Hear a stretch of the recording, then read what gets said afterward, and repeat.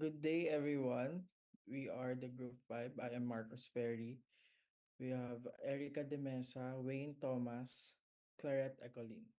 Today, my group and I are excited to present our website, which explores ethical reasoning and moral frameworks. Each of us will walk you through different aspects of the site. So, welcome to Reddit, a platform dedicated to explore the complex and thought-provoking world of philosophy. Our website serves as a hub for students, educators, and enthusiasts seeking to understand the foundation of ethical reasoning, moral frameworks, and their application to the real world.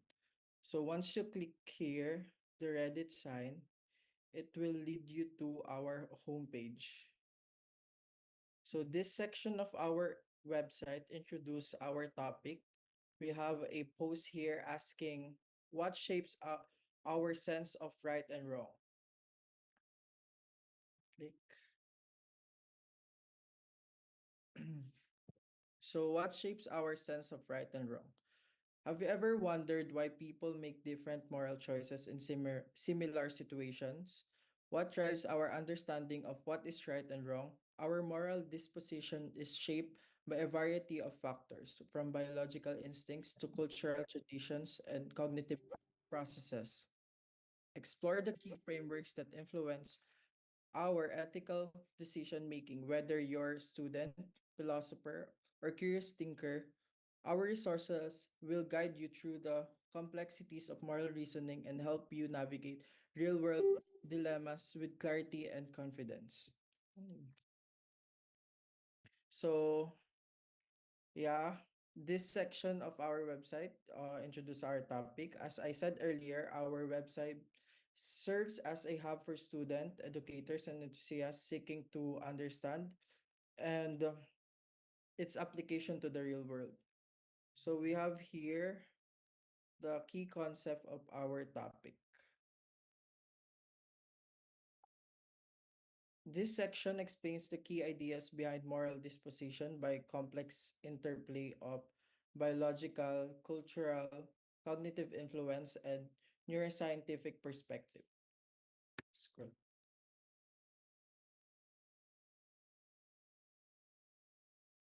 So, biological influence as survival strategies, moral instincts like empathy and cooperation develop to maintain mutual support and social cohesion.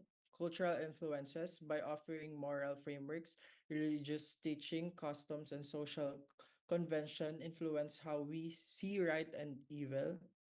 Cognitive influence, according to Kohlberg's thesis, which described the progression from simple obedience to abstract ethical concepts. Moral thinking evolves through cognitive stages, neuroscientific perspectives, the limbic system, which controls emotional intuition, and the prefo- prefrontal cortex, which controls rational cognition, work in harmony to produce moral judgments.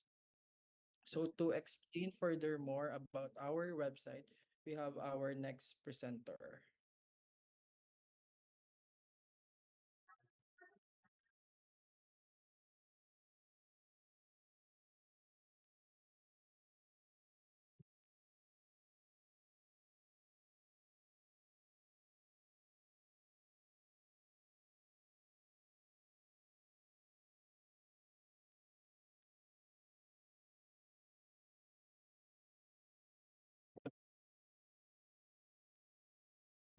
you.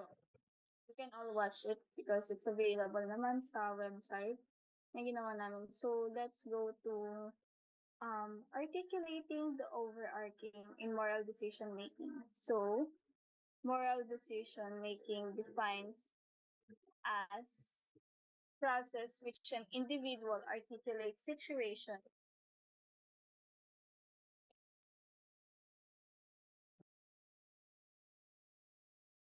Okay, so we're now at the next part of our presentation, which is articulating the overarching in moral decision making.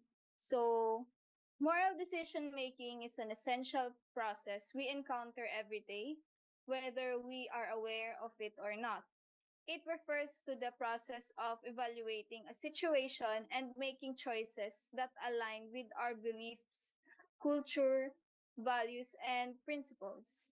This also goes beyond logic alone and is influenced by a variety of factors, such as emotions, societal norms, and ethical dilemmas that arise.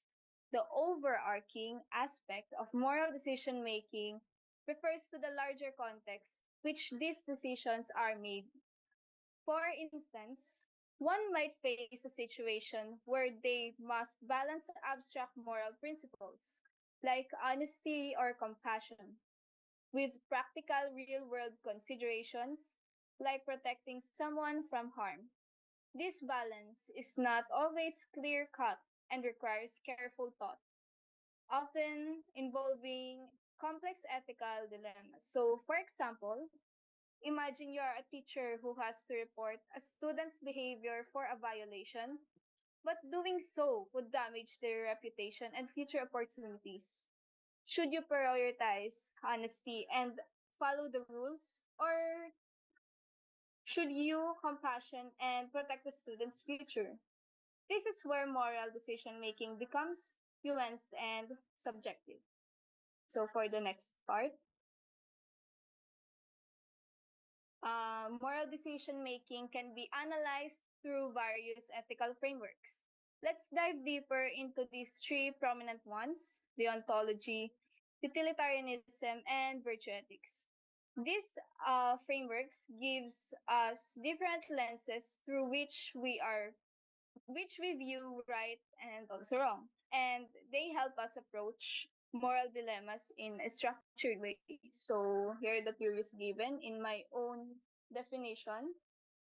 So deontology or the duty-based ethics, as this approach was associated with the famous philosopher Immanuel Kant, says that the actions are inherently right or wrong in regard of what will be the consequences. It emphasizes an individual by their moral duties and also their personal beliefs and principles. It is also the basis of the much known quotation about morality: don't lie, don't steal, and yeah. So, example, a journalist refuses to publish false information even if it would benefit a good cause because lying violates ethical standards of truthfulness. So, by the second part, utilitarianism or consequentialism, a moral theory that promotes the greater good for the mass, proposed by Jeremy Bentham and John Stuart Mill. Its core idea is either the action is morally right or wrong. It always depends on how it will affect the people. So, for example, a government implements strict public health measures during the pandemic to protect the majority, even if it restricts individual freedoms, like what happened last 20. So, for the third one, virtue ethics is a theory influenced by Aristotle in which it focuses more on one's character and virtue more than the consequences that may happen.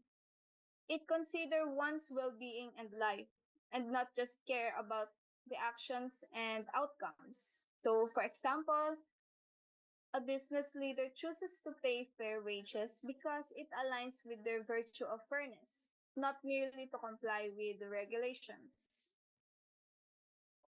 So here are uh, here are the key points that you can apply in your day-to-day basis. First is the cognitive and emotional factors. Both emotional reactions and logical analysis have a role in moral judgments. For example, a judge may be sympathetic to a defendant and impose a lesser sentence than what is required by the law. So second is context and situational ethics. Moral decisions can be greatly influenced by the context. For instance, while lying is usually regarded as immoral, it may be morally acceptable to lie to keep someone safe. For instance, by sheltering refugees during a crisis. And third is social and cultural influences. Moral viewpoints are shaped by society values and cultural standards. Individual rights are valued more highly in some cultures than the general welfare in others.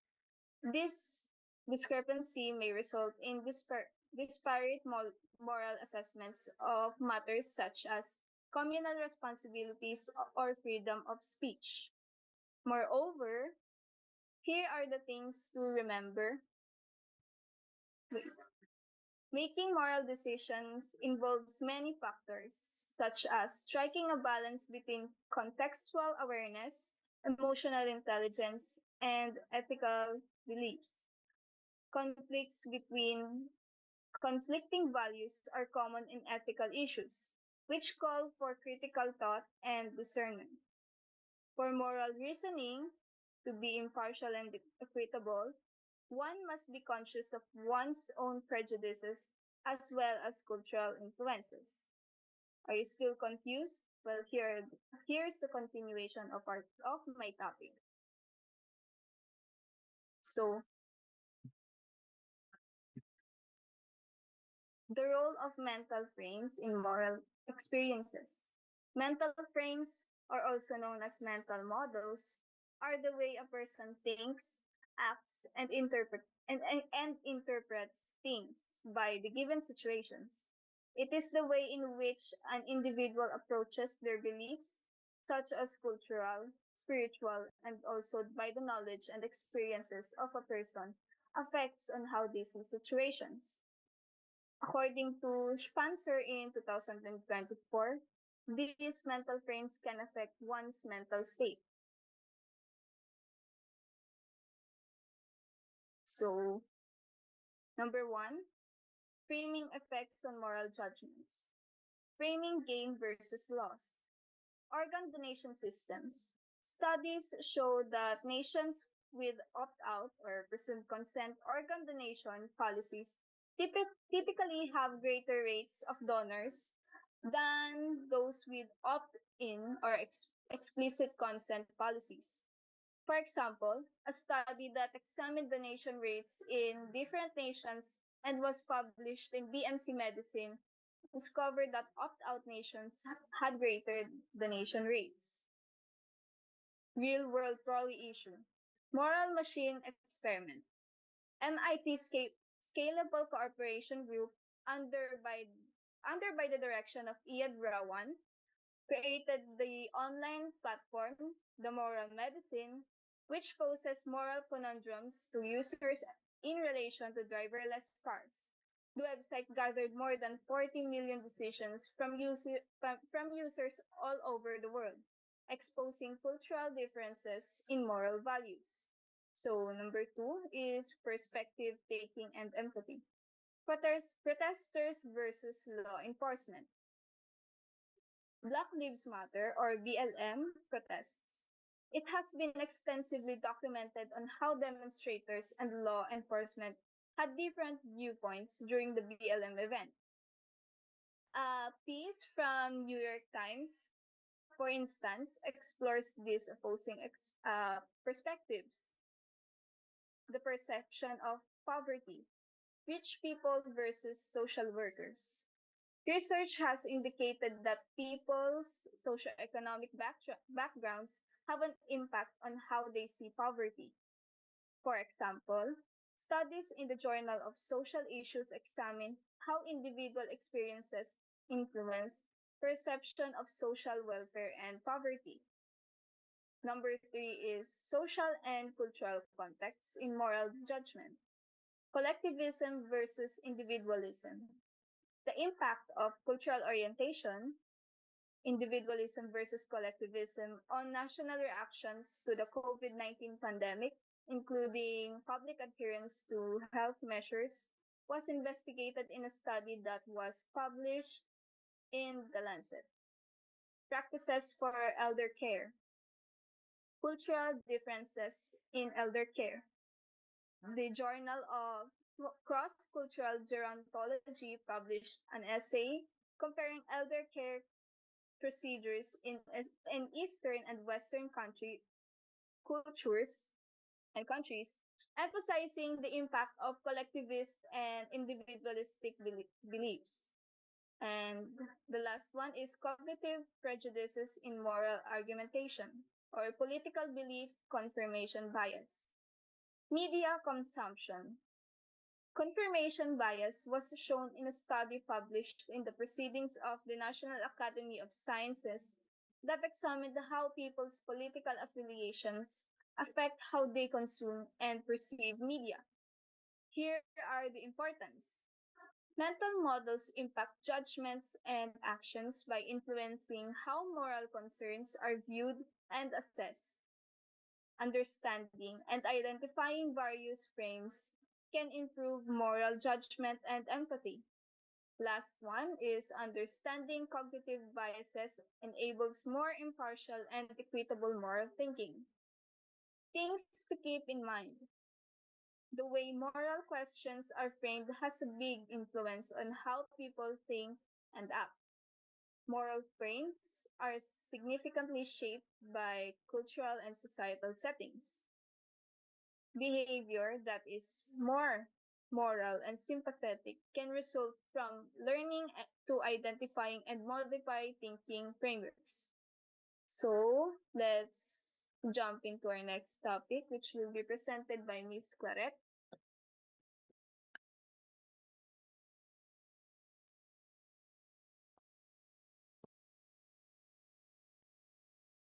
Now,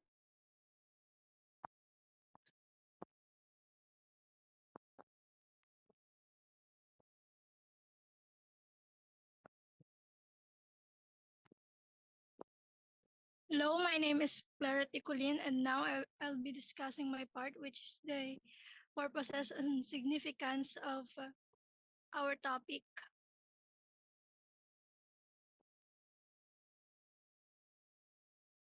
Have you ever wondered why some people make good choices and others don't? The reason is because of something called ethics. Ethics is like a guide that helps us make good decisions. It's like a rule book that tells us what is right and what is wrong. An ethical framework is a heuristic tool that can be used by individuals or organizations to make better informed decisions that have moral implications. When we say heuristic tools, it has something to do with um, mental shortcut that helps us to make decisions or solve problems quickly and easily. Ethics and values have an important part in the decision-making process. If you are a leader or planning to become one, knowing how to make ethical decisions will help you make choices that will benefit the group as a whole and as several people as possible. So, meaning to say, ethical frameworks are like tools that help us make good choices. They are like maps that show us the way to do the right thing. Ethical frameworks can be different for different people or organizations, but they all have one thing in common. They help us make good decisions. Ethics can be thought of as a rules that direct our actions so that we make the best decisions for everyone's benefit. Telling the truth, keeping our word, or lending a helping hand to those in need are all guided by ethics. Our daily lives are guided by a set of ethical principles that guide us toward just all guided by ethics towards just outcomes and assist us in making decisions that have beneficial influence. Through the decisions we make, ethics help us to improve the world. Here's the example number one, telling the truth. When a management of a corporation finds a flaw in a product, recalling the product and informing the customers is the manager's choice rather than hiding it. The ethical value of honesty, which is speaking the truth even when it's tough. Example number two, giving a helping hand. An old lady is seen by a stranger who is struggling to carry their goods. Even though it's not their responsibility, the stranger offers to help. Kindness, an ethical principle that makes us help others in need, se- serves as the base for this choice. Now, in conclusion, our judgment and actions are greatly influenced by ethical frameworks and values. They serve to advance justice, foster trust, teach accountability, strengthen bonds with others, and direct our choices. Ethical frameworks and principles are important because they help us develop, foster a sense of community, shape our beliefs, encourage honesty, and hold us accountable. We are able to develop a strong moral tendency that aids in improved decision making, the development of closer bonds with others, and the advancement of society with greater justice and equality by following ethical frameworks and principles. Ultimately, improving the world for all depends on the ethical frameworks and ideals.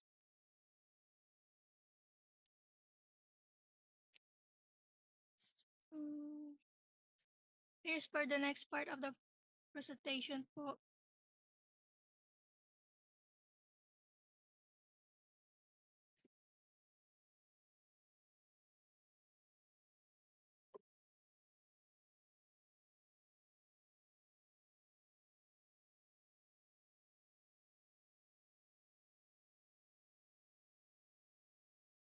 So, good afternoon to everyone, and thank you for the lovely present report on your part, Claret. And let's go on to the classifications of the moral frames. And the first one we're going to talk about is about utilitarianism. From there, from what I understand, it basically states that it promotes the greater good of the people in making decisions for what is right and wrong, as it is dependent on the consequences or outcomes that occurs from creating or making that decisions or different several decisions for the greater good. Sorry. As an example for this, there in the example are public health measures. There, governments implement mandatory vaccinations to prevent diseases and outbreaks. Even if some individuals oppose them, the major goal is to protect the majority from harm and prioritizing collective well-being over personal objections. This happens and when the COVID outbreak happened, right? Now that's a valid example for this thing. And another example is the business decision making, which is a company moves production to a country with lower labor costs, leading to job losses, yes, in its home country, but creating cheaper products and benefiting a large number of consumers. Those are the examples for it, and let's go to the next classification of our topic. Next. Those are the no, these are the links. So yeah, there. Those are the links. So you can just check it out after the video. Thank you. Okay. Yeah. So the second classification of more frames is deontology. Now, from what I understand, again, this theory was conceptualized by one of the famous philosophers, which is Immanuel Kant. We know that. We know that person. If you've already was already mentioned to you or heard from different people or your teacher, which describes he describes that us humans serves a duty to follow the rules which are inherently right or wrong, and or those rules or laws coming from a societal standpoint, whether what the outcome it may be. An example for this is in the following rules and regulations of the school or abiding by the company's rules in doing the work. In the examples following laws, a doctor refuses to perform euthanasia, even if a terminally ill patient requests it because it is illegal and against medical ethics. Another is the military code of conduct. A soldier refuses to torture a captured enemy combatant for intelligence, as it violates ethical rules, but even if doing so could save lives. Those are the examples, but here's the thing, there's a major flaw with this theory. Let's take, for example, again, in putting to use with this theory, let's say the doctor ordered by what the rules said that we need to sacrifice one healthy person to save a dozen. This now creates a stroke of moral dilemma and confusion to us people to what is ethically right or ethically or is it unethical to do so? Think about it na lang. So yeah, let's move on to the third. Another link for there. Check it out na lang. So yeah. So the third classification is about virtue ethics. Okay. Wait lang. For virtue ethics, based from the website we made was influenced by Aristotle, here in the picture. There.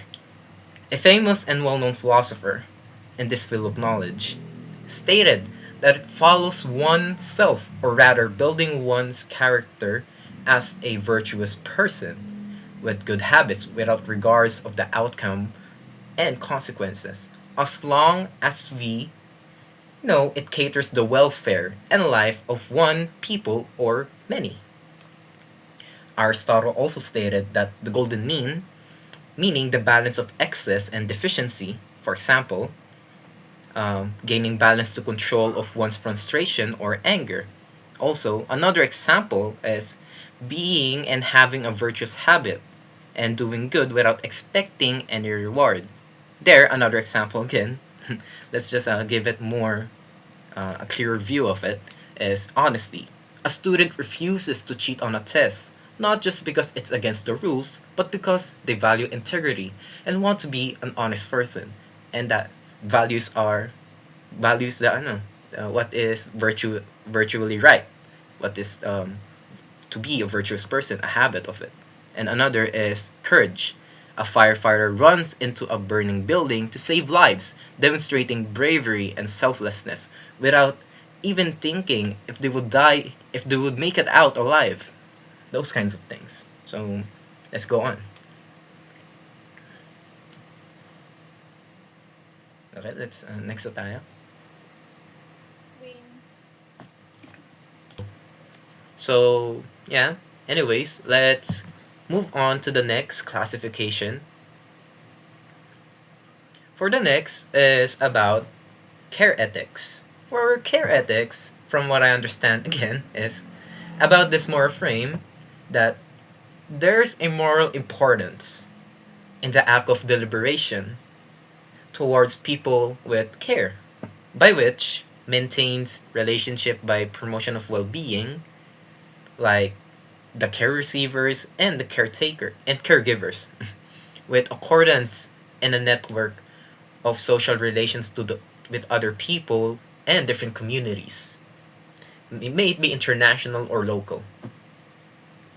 And another stated there is at the website, it's more of a virtuous practice rather than a theory, because of the fact that it involves maintaining the world and meeting the needs of the self and others by doing such acts of care, as it can build our moral character and motivates us to care for those who are in need, and a motivator for other people to do those kinds of acts because of what we did to them, and it will pass on to different generations if it happened, but it will happen because it's a good thing to do. So an example from here in this website is parental care. A mother stays up all night caring for her sick child, prioritizing their well-being out of love and responsibility rather than a sense of duty or a consequence that will happen for it. Another one is nursing and healthcare. a nurse goes beyond their formal responsibilities to comfort a frightened patient, recognizing the emotional aspect of care as essential to healing. Ayan. Ganun lang naman yung that we should always care for other people, that is inherently good to do, rather than it is being a duty based thing, because there is a consequence for it or another outcome. And so, anyways, let's move on to the last classification, which is the last classification. Oh, meron dyan. So, yeah. And, yeah, okay. The last classification is about right-based ethics. Now, for right-based ethics, from the term itself, it tackles the ethical behavior of the human rights, in which they have the freedom to make decisions based on their rights as a citizen within a society or democracy, or just being human as it is. May it be right or wrong, it is solely based on what humans have the right for. And another is that there are two types of rights. It wasn't mentioned there, but I will do so.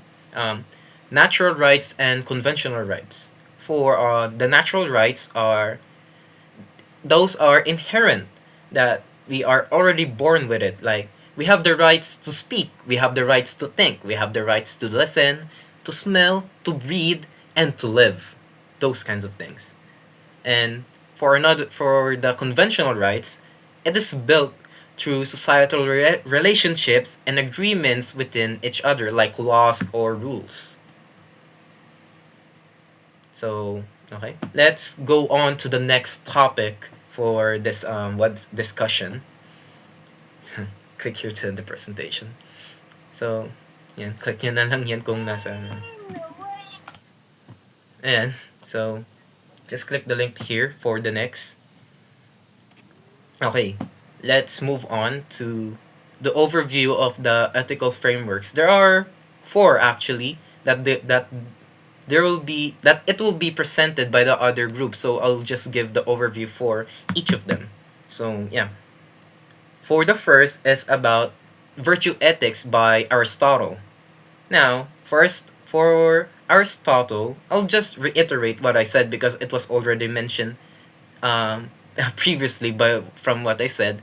There, it says, emphasizes moral character rather than strict rules or consequences. According to him, a virtuous person develops good habits or virtues through practice, leading to ethical behavior. He believed in the golden mean, what I previously mentioned, right? Which means virtue lies between two extremes, which is the excess and deficiency. For example, courage is the balance between recklessness and cowardice from deficiency. And another example for it is generosity, balance between wastefulness and stinginess. A healthy individual donates to charity regularly without giving away so much that they can no longer support their family. There's balance, right? So, and another is patience, balance between passivity and irritability. A teacher calmly helps a struggling student without becoming frustrated or overly lenient. Yeah, all those kinds of things that can make the golden mean more understandable and more important, that ganun nga yung point na pinapakita nun, that there's a balance and deficiency for it. Yeah, an excess and deficiency rather. So, yeah. Let's move on to the next. So, yeah, there's the link. Just click it here. There. And, yeah. Now, for this overview of this ethical framework, which is about another virtue ethics, but it was viewed by St. Thomas Aquinas. In this one, it takes virtue ethics in a different perspective. He stated that living with virtue leads towards us to an ultimate goal, which is the unification of us people to God, and gaining never-ending happiness because of it. And there are two types of virtues from St. Thomas, which is the cardinal virtues. Cardinal virtues are virtues that are practiced by the people by which prudence, justice, fortitude, and temperance. And for the theological virtues, those are virtues that are given by us or can be shown to God. That can be shown like our faith to Him, the hope, and the charity to God and to the people around us. So, from the example there, a leader carefully considers all options before making a decision that affects their community. That is prudence. That is a cardinal virtue. And another example is justice, which is a cardinal again. A business owner pays employees fairly, ensuring that they receive what they deserve. Those kinds of things. Yan lang naman.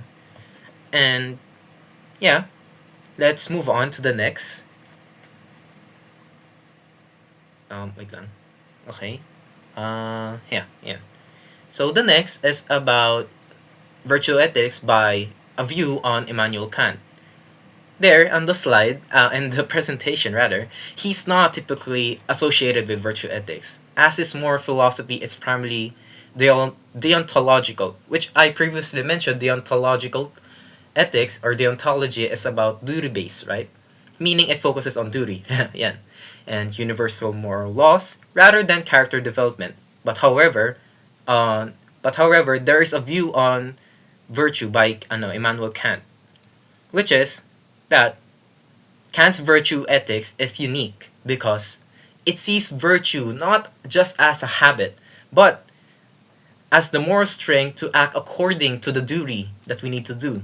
He believed a person is truly virtuous when they consistently follow those moral principles, those kinds of rules that are set to us people, or us humans. And even when it is difficult, challenging, or goes against their desires, unlike those desires. So yeah, unlike Aristotle, who focused only on the character development, but Kant saw virtues as a rational commitment to do for our moral duty. And those Kantian virtues, key, are honesty, courage, self-discipline, benevolence, and the justice. So an example for some of it is self-discipline. A person resists indulging in harmful habits as they recognize their duty to care for their well-being. Another is benevolence. Someone donates to charity out of genuine goodwill, not for the personal gain or recognition. And last is justice. A judge makes a fair ruling, following moral principles rather than personal biases. They are following the rules. So yeah, yun lang naman. So let's move on to the last view, to the last overview. And that's the link. And yeah, for the last, it is about the right-based ethics and the right theorists, primarily the right theorists. So for the right-based ethics, it is a moral theory that emphasizes the fundamental rights of individuals as a basis for determining what is right and wrong, from what I previously mentioned in the classifications, right? Instead of just judging by the action, by their consequences or duties. This ethical approach asserts that certain rights are inherent and must always be respected. So there are key principles to it, which there are the natural rights. The natural rights there, that rights that are inherent are universal and not granted by any authority. Those are already here, that are already set on our life. Yan, for example, life, liberty, and the property. For the legal rights established and protected by the law. Those are na ginawa ng mga tao. And for the human rights, those are the universal moral rights that apply to all people and often enshrined in international law. Those rights are done by not done by but in the natural rights rather, by John Locke. And by John Locke, he argued that all humans are born with natural rights to life, liberty, and property. that he believed that governments exist to protect these rights, and if they fail, people have the rights to rebel. Yeah, and so the examples: if a government tries to seize private land without compensation, Locke's theory would argue this is unjust. And those are examples for John Locke for the natural rights, okay? And another is courts and legal system in democratic countries often protect property rights using, again, the Lockean principle, which is by John Locke. And another from John Locke, another example is Locke's right-based ethics shape modern democracy, individual freedom, and the legal systems worldwide. Yun lang naman. And another, sorry. There are key principles to the right-based ethics. Another thing to mention. It wasn't mentioned there, but there are inherent rights. For the inherent rights, every person has moral or legal rights simply by being human. And those are the universal. Another universal application to it is rights apply to everyone regardless of culture, status, or location. And the moral priority of it is an action is ethical if it respects and upholds the rights, even if it doesn't lead to the best consequences. And for the government rules, the primary duty of laws and institution is to protect those individual rights. And so just an additional information for you guys to just give a thought and just a heads up for it again. So that's just about it about the presentation that we have presented, and those are the references here for to know more about those information that we have gathered to make this video. Yeah, there. So yeah, and that's the link for the references. You can just check it out for later. And here's our profile. Yan, kami yan. So, the presenters, which is Courtney, me, Wayne Thomas, Marcus, and Claret. So, yeah. Thank you guys for listening. Questions are accepted if you want. Comment sections below. Thanks for watching. Thank you.